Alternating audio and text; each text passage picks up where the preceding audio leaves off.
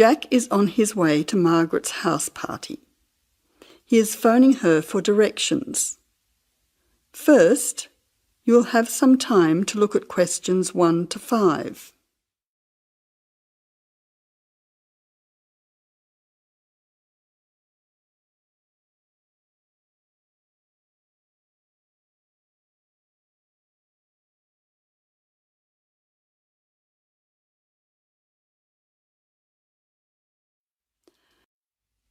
Now listen carefully and answer questions 1 to 5. Jack has got lost on his way to Margaret's party. He is phoning her for directions.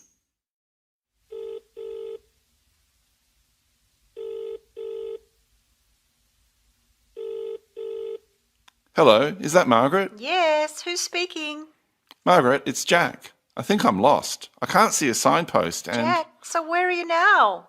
Well, I'm a bit confused about the directions, but I'm at a T-junction. What can you see around you? I can see a pub on the corner. Can you see the name of the pub? Wait a minute, let me see. It's hard to see in the dark. Yes, I can read it now. It's called the Lion's Head. Oh, the Lion's Head. Okay, well then you're not too far away. Go straight ahead through the traffic lights to the next T-junction. Sorry, I didn't hear you. What did you say? I said just go through to the next T-junction. Okay. Now what? Well, there's a park in front of you and a large 2-storey building on the corner. Yes, I can see them. Okay, so now turn left. Hang on, you're coming up the street, so you'll have to turn right. Okay, got it. What's the name of your street? It's Wesley Street, Wesley, number 70. We're the 5th house on the left. You should see a red letterbox and some bushes in front of the house. Okay, 5th house, number 70. I should be there soon. Am I late for the party? It sounds like things are happening there. No, it's only just started. That's good. I should be there in the next 10 minutes. See you soon. Jack hangs up and walks on. 7 minutes later, he calls Margaret again, as he still can't find the house. You now have some time to look at questions 6 to 10.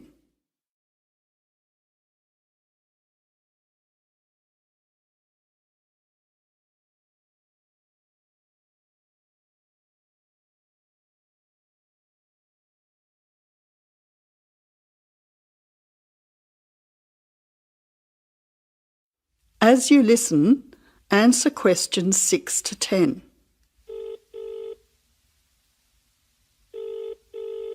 Who's speaking? Hi, Margaret. It's Jack again. Sorry to bother you. Listen, would you mind doing me a favour? Of course, what? Could you tell Mike I have got his camera? I've tried to send him a text message, but it's not going through. Oh, he's not here yet. Oh dear, he said he'd be there early. He might be lost too. Okay, I'll call him. What's his number? 0482 563379. Oh, so that's 0485. No, 0482 563379. Okay, I'll call him right away. But where are you now? Well, I'm in your street, but I still can't find your house. I can't see the numbers very clearly, or a red letterbox. It's pretty dark. I thought you said it was easy to find. Oh, okay, wait there. I'll come outside and get you. All right then, and don't worry about calling Mike. I'll try to call him now. Hang on, there's someone coming down the street. It looks like Mike. Oh, and I can see the letterbox now. It was hidden behind a bush. See you soon.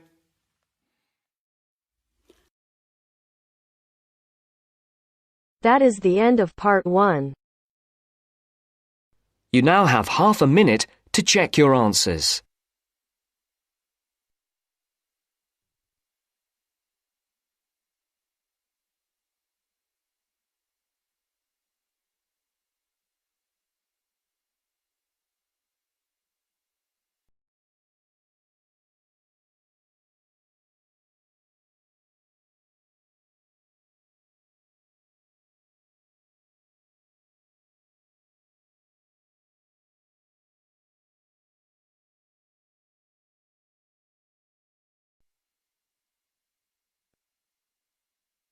Now turns to part 2.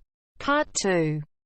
You will hear part of a lecture on art and culture in the Indonesian island of Bali. First, you have some time to look at questions 11 to 15.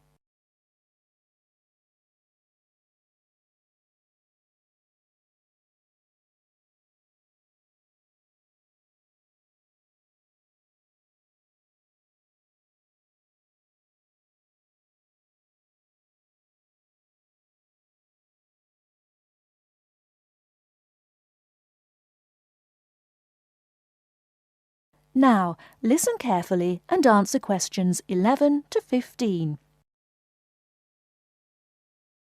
Last week, we looked at the traditional art of Japan. In this week's lecture, we're going to move south and look at the very special way in which art has developed in the beautiful island of Bali, which is now part of Indonesia. I'll begin by giving you a brief historical overview. It's thought that the first inhabitants of Bali were farmers who arrived around 3000 BC, at the beginning of the Iron Age. They probably originally came from China, and in Bali they cultivated rice and built temples ornamented with wood and stone carvings and statues. The Hindu religion was introduced in the 14th century AD, and this has remained the main religion on the island. This was an important period in the artistic development of the island, when sculptors, poets, priests and painters worked together in the service of the ruling families. Rather than painting everyday scenes, artists concentrated on narrative paintings illustrating the epic stories of Hinduism. Bali's rich natural resources have always made it an alluring goal for merchants, and from the 17th century onwards, Dutch ships visited the island to trade in spices and luxury goods. Gradually, the old royal families lost their power, and eventually, in 1906, the Dutch East Indies Company was founded, and the island became a colony. In the 20th century, art then took on a very different role, as a tool accessible to everyone in the fight of the Balinese people against colonization, rather than as the property of a minority. Shortly after this, in the 1920s, stories of the beauty of the island of Bali began to spread around the world, and Balinese art underwent another vast transformation with the advent of tourism to the island. At first, this was only on a small scale, but it had important effects. Expatriate artists from Holland and Germany settled on the island, bringing paper, Chinese ink and other new materials with them. They worked with local artists, encouraging them to experiment with concepts like naturalism, expressionism, light and perspective, as well as to move away from the traditional focus on narrative painting towards something closer to their own experience. When independence came in 1945, this desire for an art to match a new national identity became stronger, and the traditional narrative paintings started to give way to scenes showing the everyday life of the Balinese people, harvests, market scenes and daily tasks, as well as the myths and legends of their history. Before you hear the rest of the talk, you have some time to look at questions 16 to 20.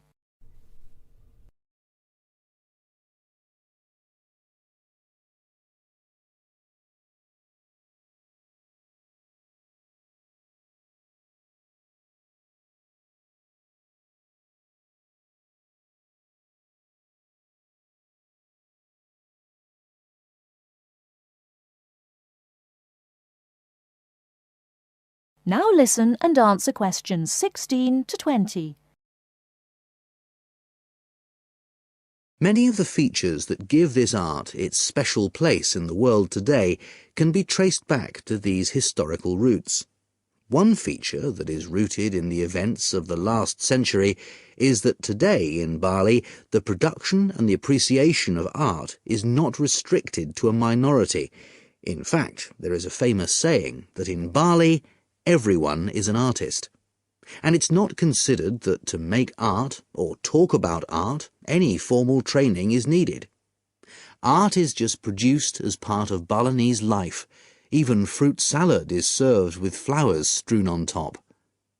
One factor which has contributed to this productivity is barley's fertility. Over the centuries, the rich soil and the fact that food and shelter are readily available has given the islanders the leisure to develop their arts. While painting, sculpture, carving and music have traditionally been the province of men, women have channeled their creative energy into making lavish offerings to the gods with spectacular pyramids of flowers, fruit and cakes offered at the temples on festival days and celebrations. All these kinds of art still have close links with the religion of the people and are something that people do on a daily basis. Another special characteristic of art in Bali is that it is not generally seen as an individual pursuit. In the West, art is often carried out by the artist on his own, reflecting his own individual world-view in the hope of achieving personal wealth and fame.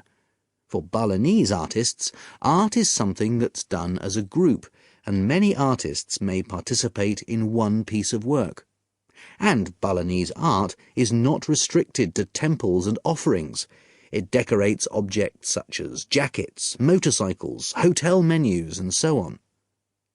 But perhaps the most significant characteristic of Balinese art, and one that distinguishes it most from the art of the West, is to do with its expected lifespan. Carvings are made in soft stone, which is gradually destroyed over the years. The humid climate rots paper and cloth paintings. The magnificent offerings of fruit and sweets are eaten. Wooden statues are destroyed by insects.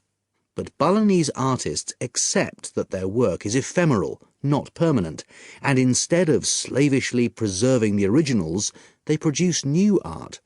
And all this rebuilding, renovating and replacing means that the island's art continually evolves and perpetuates itself. That is the end of part 2. You now have half a minute to check your answers.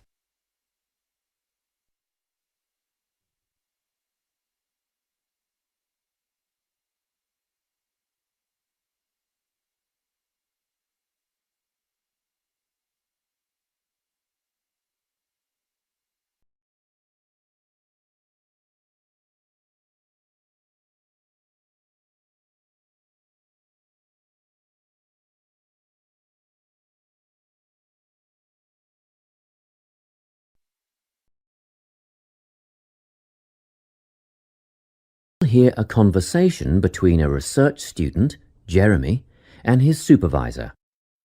They are talking about the process of having a research project published in a journal.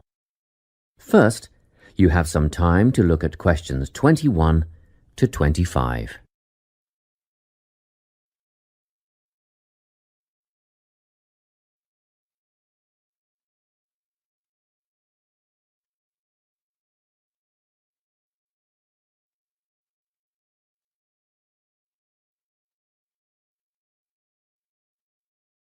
Listen carefully and answer questions 21 to 25.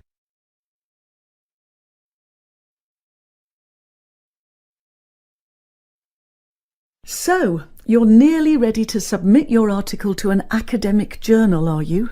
Yes, I think so. I just wanted to go over all the things I need to do before I submit it. And then I wanted to go over the submission process with you. Great.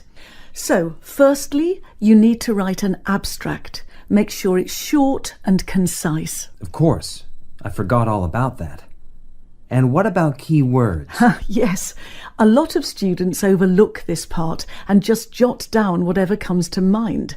But take some time to make a list of key words that are accurate and relevant. Okay. Another thing, could you have a look at my article before I submit it? Absolutely. Actually, at least 2 senior staff members should always read through a final draft before submission. Do you mind if I give it to Professor Johnson to have a look at as well?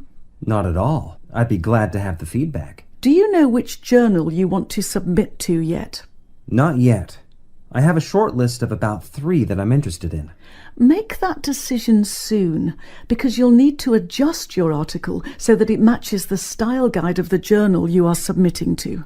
I bet that can take a while. Yes, but after that you are just about ready to submit. One more thing, you'll have to sign the copyright form, just confirming that it's your own work, and then you're good to go. Before you hear the rest of the conversation, you have some time to look at questions 26 to 30.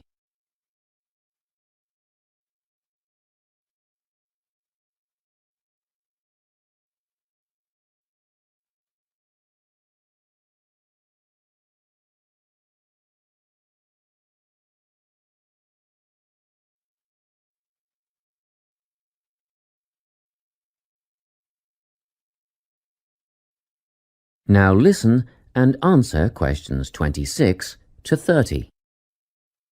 Now, the submission process. How does it work exactly? Well, the first thing is to just send it off. You've got to send in the manuscript before anything else can happen. Sure.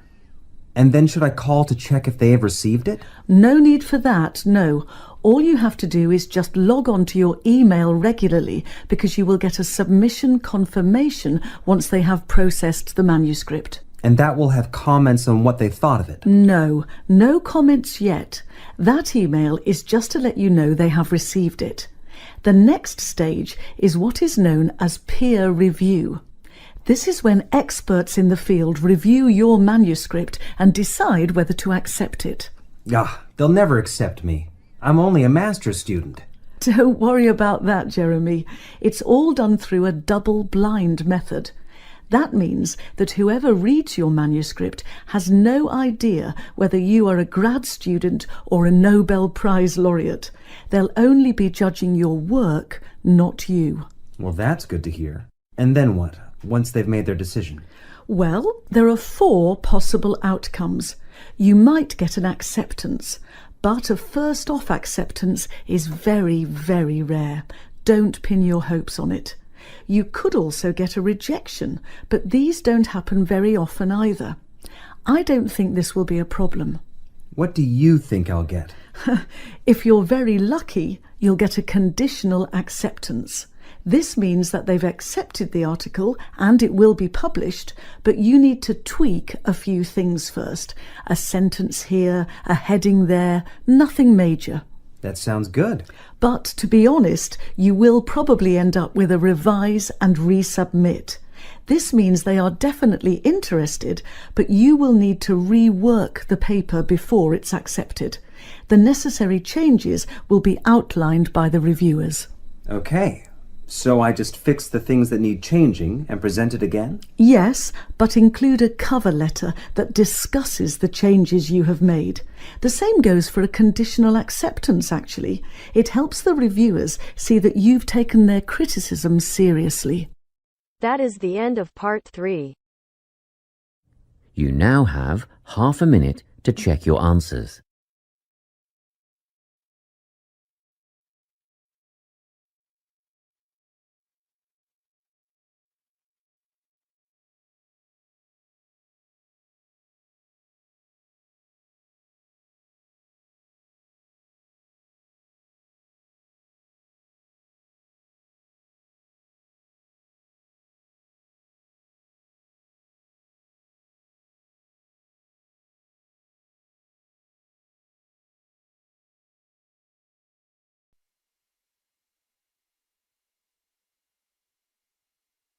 Now turns to part 4.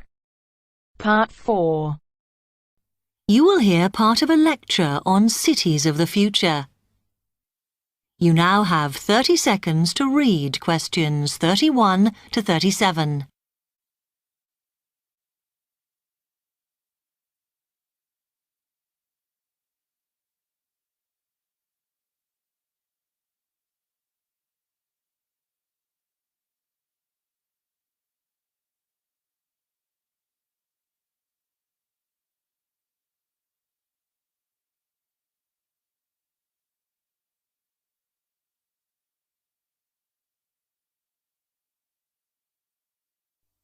OK, we've been looking at how societies will develop in the future and at the increase in the size of cities. So I want to talk to you today about the key considerations in these cities of the future.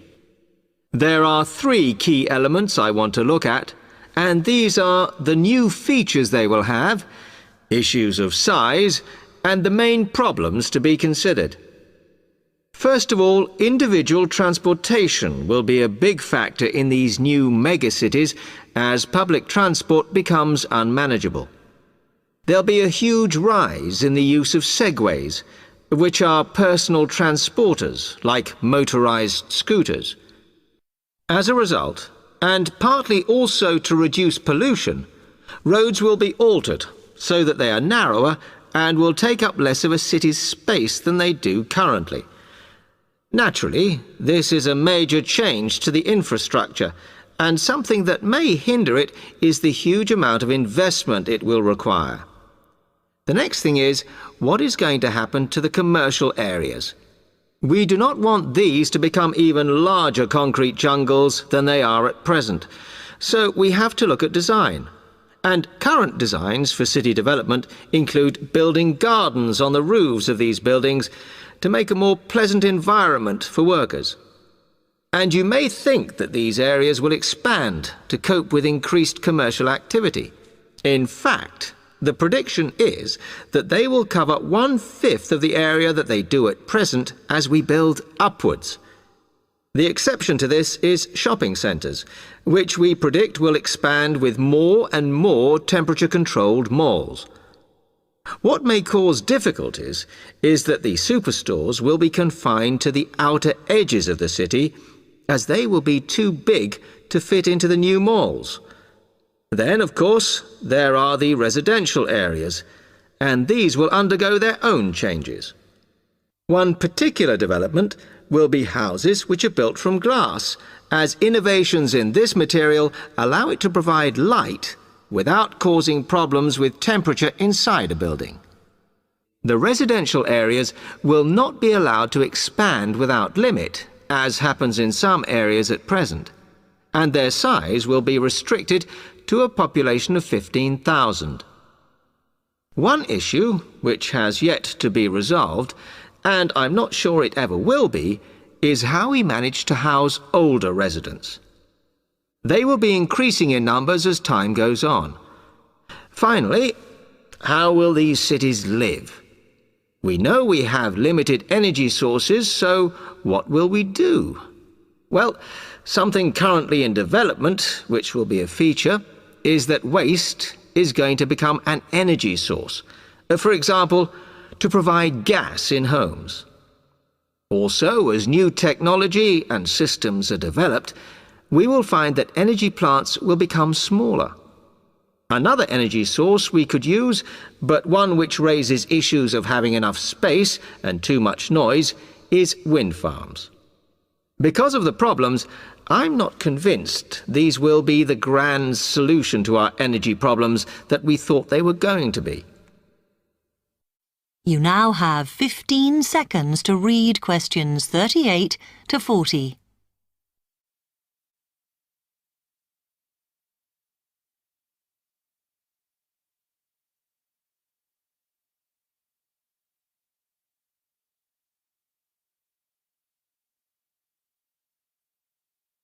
Now, moving on to looking at the social aspect of cities, we need to look at housing and how people will live.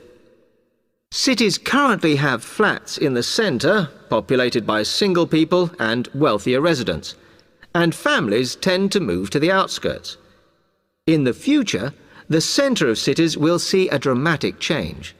We will see many more examples of cooperative buildings. This is where people join together to form a company that owns the building they live in. And despite continuing shortages, there will also be a rise in the provision of retirement homes in city centres, so that the elderly can have easy access to hospitals and shops. Recently, we have seen a levelling off in the growth of private housing, and I think that will not change. But we are likely to see more social housing, as far fewer people will be able to afford to own their own homes. OK, now, if anybody has any...